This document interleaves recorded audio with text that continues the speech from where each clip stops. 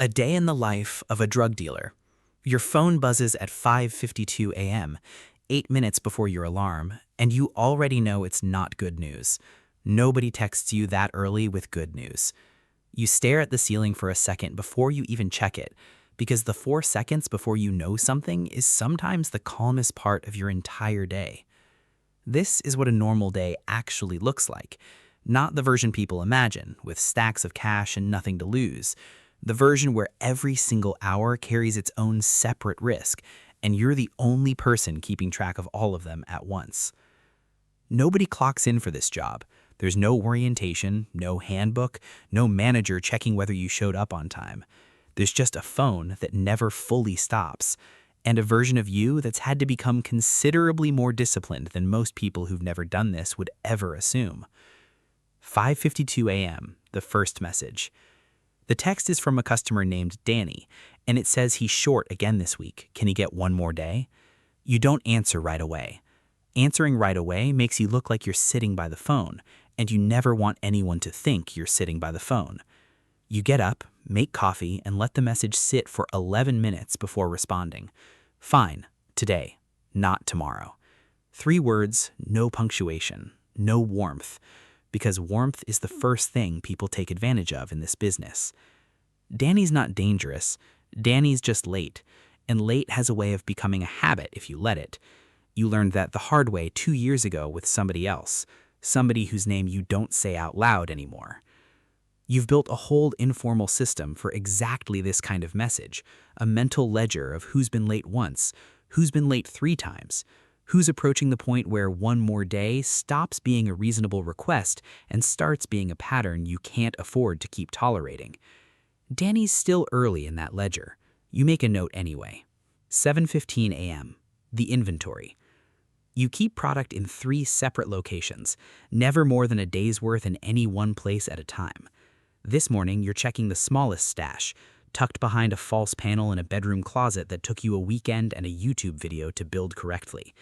You count everything twice, not because you don't trust your own math, but because a miscount today becomes a much bigger problem 3 transactions from now when you're trying to remember which version of the number was actually right. Weighing it out for the day takes 20 minutes, broken into the specific quantities each customer on today's list actually needs. You've learned not to prepare more than the day requires.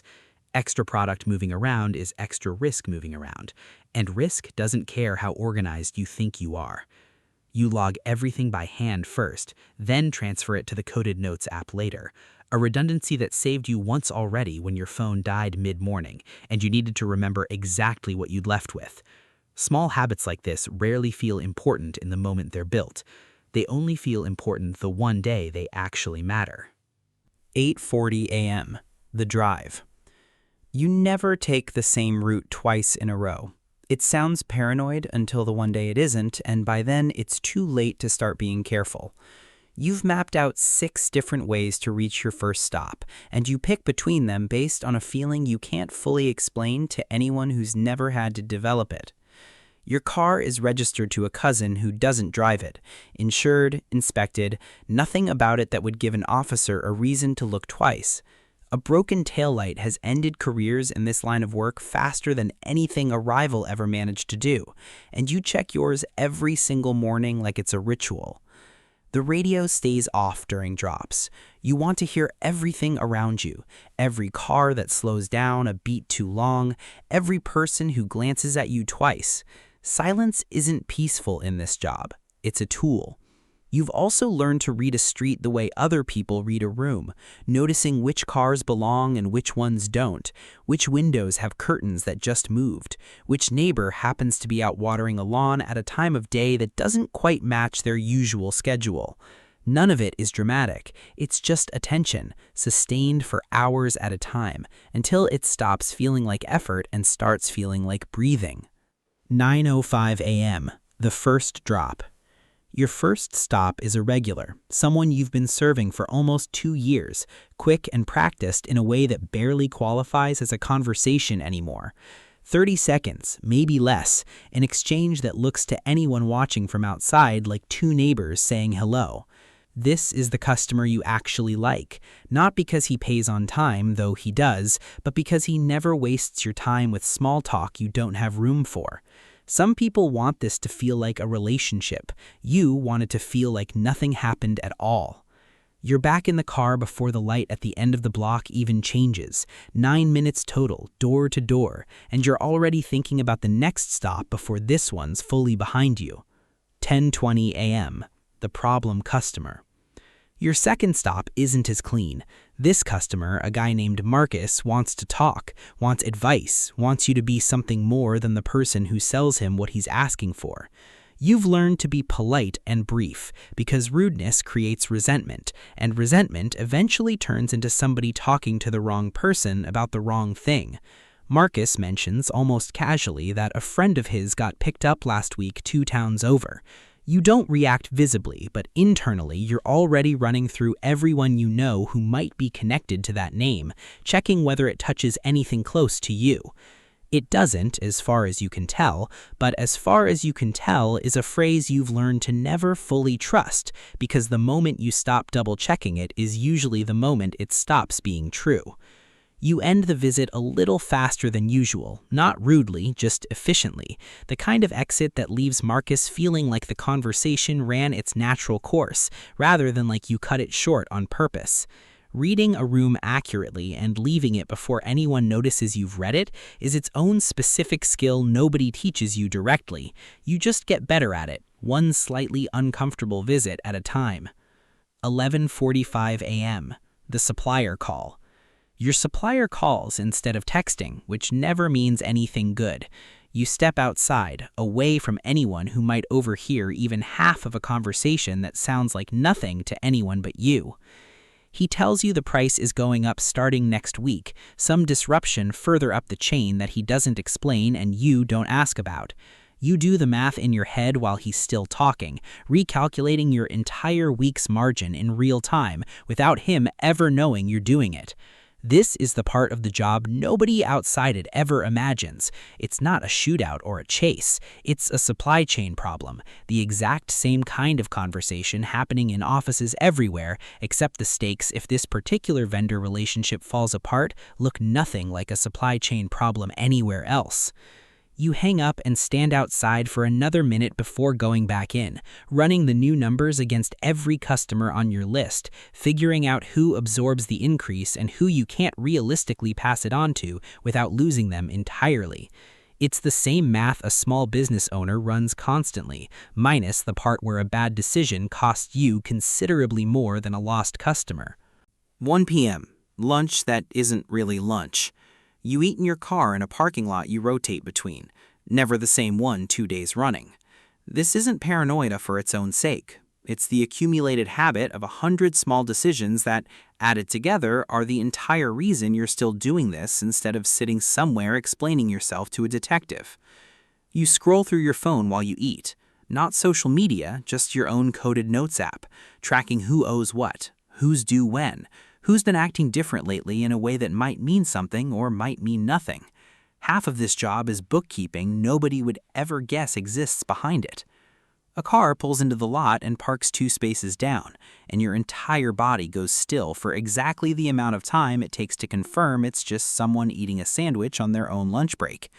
Your heart doesn't fully believe the confirmation until a full minute later. 2:30 p.m. The collection. Danny, from this morning's text, meets you behind a strip mall to pay what he owes plus a little extra you didn't ask for but also don't refuse. He apologizes 3 separate times in under 2 minutes, and you tell him it's fine, even though the two of you both know that if this becomes a pattern, fine has a limit. You don't threaten him. Threats are loud, and loud is the one thing you can genuinely never afford in this line of work. Instead, you simply stop being flexible the next time, and people learn considerably faster from consequences than they ever learn from words. He hands you the cash rolled tight, the way you taught him to hand it over months ago, and you're gone within 90 seconds, already 3 blocks away before he's finished getting back in his own car. 3:50 p.m. The close call. A patrol car pulls in behind you at a red light, and every single thing in your chest tightens at once. You check your mirror, check your speed, check that your hands are exactly where a hand should be on a steering wheel, all in the space of about 2 seconds. The light turns green, the patrol car turns right. You keep driving straight, and it takes almost a full mile before your grip on the wheel actually loosens back to normal. This happens most days, in one form or another, and it never once stops registering in your body the same way it did the very first time. You've thought, more than once, what it would actually feel like to not carry this specific kind of tension every single day. You've never quite been able to picture it clearly enough to actually want it more than you want the money. Later, you'll wonder whether the officer even noticed you at all, whether the entire minute of adrenaline was for absolutely nothing. You'll never actually know, and not knowing is its own separate weight you carry alongside everything else. One more small uncertainty in a day that's already made up almost entirely of them. 5:15 p.m. The count. Back at your apartment, blinds already closed from this morning, you count the day's cash at your kitchen table. Same routine every single time. Separate it by denomination. Separate what's owed to your supplier from what's actually yours. Log the numbers in the same notes app from lunch. Today was an average day. Not the best, not the worst. Somewhere in the middle of a range you've come to recognize the shape of without needing to think about it consciously anymore. You set aside the supplier's cut in an envelope taped inside a kitchen cabinet, an embarrassingly simple and so far embarrassingly effective. The rest goes into an account under a legitimate-looking small business you barely maintain, just enough real activity to explain deposits that would otherwise raise exactly the kind of question you spend your entire day trying to avoid. You built that business 2 years ago specifically for this purpose, a small resale operation that genuinely does sell a handful of real items every month, just enough activity that a bank statement tells a story that holds up to a casual glance. It costs you time and a little money to maintain something that only exists to explain something entirely different. Most days, you don't think about how strange that actually is until you're sitting here doing exactly this. 6:40 p.m. The person you used to be. Your sister calls while you're making dinner, and for 11 minutes, you're not a dealer at all. You're just a brother, talking about nothing, laughing about something that happened at her actual job, a job with a badge and a schedule, and none of what your day has actually looked like since this morning. She doesn't know, not the real version. She thinks you do something vague with logistics, a lie you built years ago and have maintained so consistently that sometimes, for a few minutes at a time, you almost believe it yourself. You hang up and sit with the specific quiet that follows every one of these calls, the gap between the person she thinks she's talking to and the person actually holding the phone. It's the loneliest 11 minutes that isn't actually lonely, if that makes any sense at all, and most days you don't examine it much closer than that. Sometimes you think about what would actually happen if you told her, not out of guilt exactly, more out of a genuine curiosity about whether the relationship could survive the truth at all. You've never gotten past imagining the first sentence. Some doors, once you open them, don't close back the way they were before, and you're not willing to find out which kind this one would be. 8 p.m. The night drop. Your last stop of the day is always the one you like least, a customer who only ever wants to meet after dark, in a location that changes constantly and never for a reason he actually explains. You've considered dropping him more than once. You haven't because he pays well and complains rarely, and in this business, those two things buy considerable patience. Tonight, the location is a dead-end street behind a shuttered auto shop, and you sit in your car for a full 2 minutes before getting out, watching for anything that reads as wrong. Nothing does. You make the exchange in under a minute, and you're already turning the key before he's finished putting whatever he bought into his own pocket. Driving home, you replay the entire day the way you do every night, checking each stop against your memory for anything you might have missed in the moment. This is the part of the job that never actually ends, even once the actual work technically has. 9:45 p.m. The math that never stops. Home again, doors locked, blinds checked twice. You sit with the day's full total and do the same calculation you do most nights. What you made today against what you'd make doing literally anything else, against what a single bad day could cost you in a way no other job you're qualified for ever could. The number today is better than a legitimate job would pay, It's always better, which is exactly why this is genuinely hard to walk away from, no matter how many nights you sit at this table telling yourself you should. The math works in your favor right up until the day it catastrophically doesn't, and no amount of careful routine changes the fact that you don't get to choose which day that turns out to be. You think, some nights more than others, about the version of your life where the 5:52 a.m. text never mattered because it never came at all. You've never been able to hold on to that thought for very long. There's always tomorrow's list to think about instead, and tomorrow's list always wins. You've started and started again. A mental countdown towards some eventual exit, a number in the account you'll walk away at, a specific age, a specific sign you've told yourself you'll actually listen to when it finally shows up. The number keeps moving every time you get close to it. That's the part you've never fully admitted to yourself out loud, even sitting here alone with nobody around to hear you say it. 11:30 p.m. Lights out. You check the locks one final time before bed, a habit that has nothing to do with ordinary home security and everything to do with a specific kind of vigilance that never fully switches off even at the end of a day that went by every measure that matters in this line of work completely fine. Tomorrow starts the exact same way it started today. A phone buzzing before the alarm does, a message you won't want to read, and a full day of decisions nobody outside this life will ever fully understand the weight of, made one after another until it's dark again and you're back at this same table doing the same math. This is what the day actually looks like, stripped of everything the movies add to make it look like something worth wanting. No music behind it, no dramatic close call resolved with a clever line, just a long list of small, careful decisions repeated until the pattern holds, or on some day you can't predict, it finally doesn't. Nobody who does this for long enough thinks they're the exception.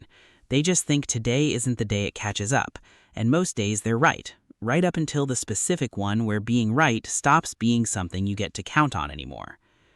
If this gave you a real look at what a day like this actually costs, drop a comment with what job or lifestyle you want broken down like this next, and subscribe if you want more of these. We post a new one every week.